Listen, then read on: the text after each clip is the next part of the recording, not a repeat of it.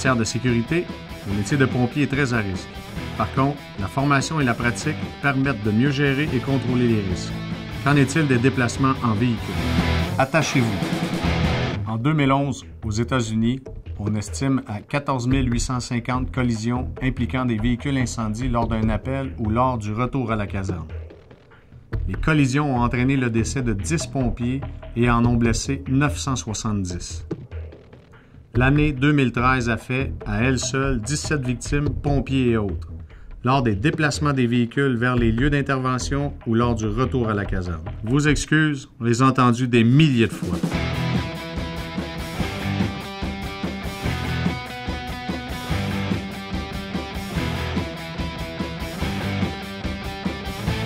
Hey! Plus d'excuses. Attachez-vous. Ça arrive aussi au Québec. Selon les statistiques recueillies depuis 2011, on estime que les véhicules incendies sont impliqués dans 15 collisions par semaine. Une collision impliquant un véhicule incendie se produit à tous les 14 700 km parcourus et 96 % des collisions impliquent les équipes d'extinction.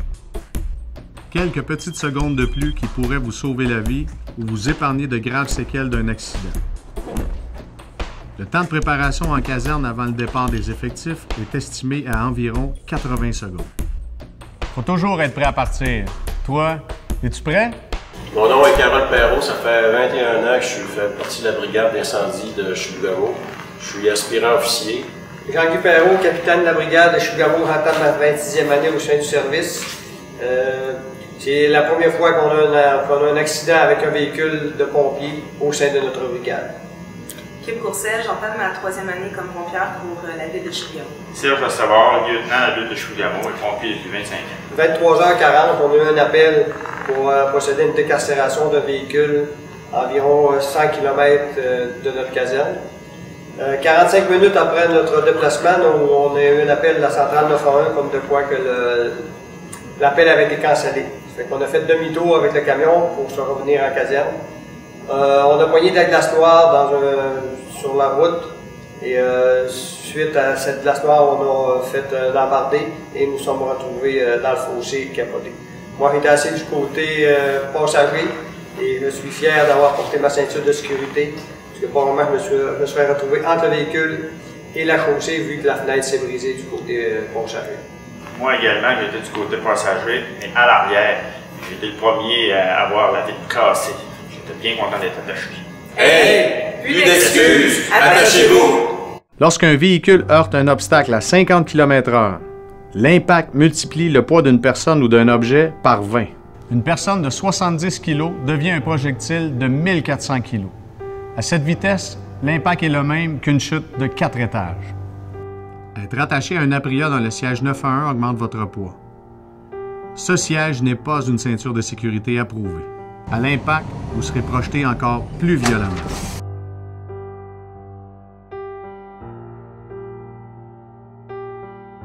Bonjour, mon nom est Sébastien Gauvin. Je suis pompier à Ville-de-Québec depuis 1994.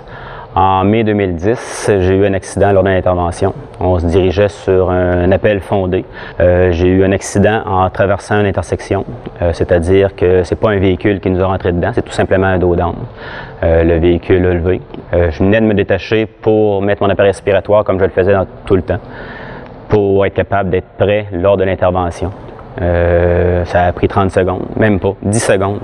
J'ai détaché ma ceinture, je me suis tourné pour mettre la bretelle. C'est là que le dos d'âne est arrivé. J'ai levé à 2 reprises au plafond. J'ai descendu sur le banc. Le siège a croché. Ma colonne a cassé. Ma vertèbre, la L1, a éclaté, ainsi que mon disque. Le médecin que j'ai rencontré par la suite m'a confirmé que j'étais chanceux que ça ne soit pas déplacé. Il ne comprend pas comment ça que je suis pas paralysé au niveau du nombril jusqu'en bas. J'ai eu un corset pendant 7 mois. J'ai été à la maison, alité, aidé par différentes personnes à toutes sortes d'endroits qui ne sont pas toujours agréables. J'ai eu de la difficulté à me déplacer. Ça a duré 7 mois. Après ça, j'ai été en réhabilitation, c'est-à-dire physio, ergo, puis tous les soigneurs qui peuvent exister.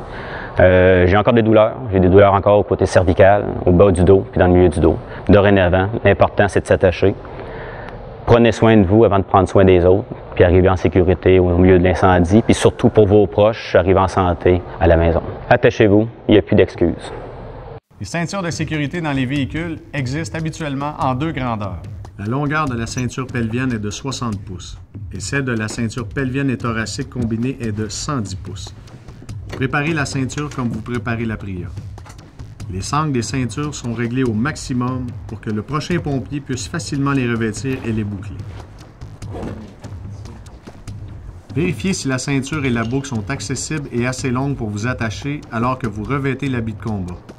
Dans le cas contraire, avisez votre supérieur immédiat afin qu'il fasse le nécessaire. Évidemment, il peut toujours y avoir des exceptions. Pourquoi ne pas inciter les pompiers et les établissements à signaler les camions dont les ceintures de sécurité ne sont pas conformes? Ceci afin de régler le problème rapidement. Je me fais réveiller comme souvent, là, à 4 heures du matin par la pagette. Alors, mon mari de l'époque, Serge, s'en va travailler sur un feu.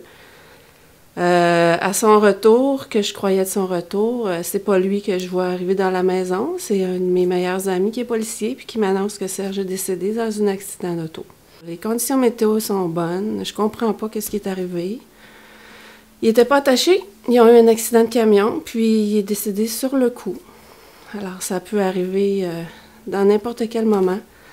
Il y avait plusieurs excuses pour pas s'attacher. Hein? On était en plein milieu de la nuit, pas de trafic, pas de neige, rien. Alors, ça change une vie de se retrouver du jour au lendemain avec 3 enfants, plus de mari. J'ai refait ma vie. Mais Serge avait des enfants, alors un père, ça se remplace pas. Serge avait des parents, alors un enfant, ça se remplace pas. Mes beaux-parents ont perdu leur fils parce qu'il n'y avait pas la ceinture bouclée dans son camion. Alors, je vous invite à le faire en pensant à vos parents et plus d'excuses, bouclez votre ceinture. Maintenant, vous le savez. L'important, c'est que vous trouviez, selon vos modes de travail, vos propres moyens afin de respecter les procédures. Alors, soyez prêts. Une fois dans le camion ou votre véhicule personnel, attachez-vous. Plus d'excuses.